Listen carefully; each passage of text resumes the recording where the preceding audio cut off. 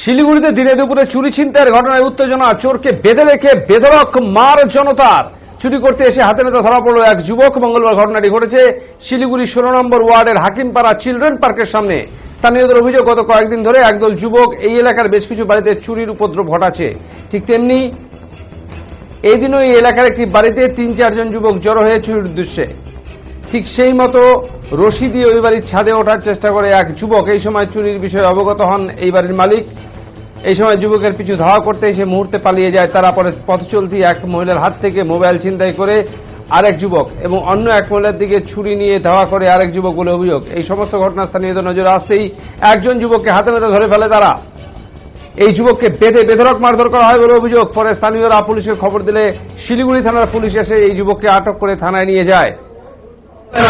ইতিমধ্যে পুরো ঘটনা তদন্ত শুরু করেছে পুলিশ। এই চুরি ছিনতাইয়ের ঘটনায় আরো কারা জড়িত রয়েছে তা সবটাই খতিয়ে দেখছে পুলিশ। অপরদিকে এই পুরো ঘটনায় চাঞ্চল্য ছড়িয়ে যায় এলাকায়। স্থানীয়দের অভিযোগ, এমন ঘটনা এলাকায় প্রায়শই ঘটছে। পুলিশকে জানানো সত্ত্বেও কোনো কাজ হচ্ছে না। দিন দিন শিলিগুড়ি সহ এই এলাকায় বাড়ছে চুরির ঘটনা, ফলে রাতে ঘুম উড়েছে তাদের। এই দ্রুত পুলিশ প্রশাসন যাতে এই সমস্ত বিষয়ে ব্যবস্থা নেয় সেই দাবি জানান স্থানীয়রা।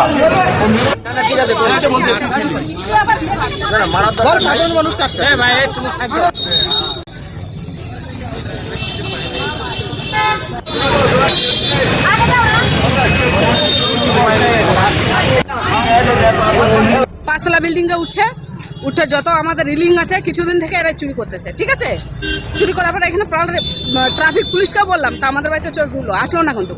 ঠিক আছে, তারপরে দেখলাম তারপরে আমার মেয়েকে তাড়া করছে। তাড়া করার পর তারপরে ওকে ধরা হলো। আমি চোর চোর করে তোরলাম, সবাই মিলে ওকে ধরছে।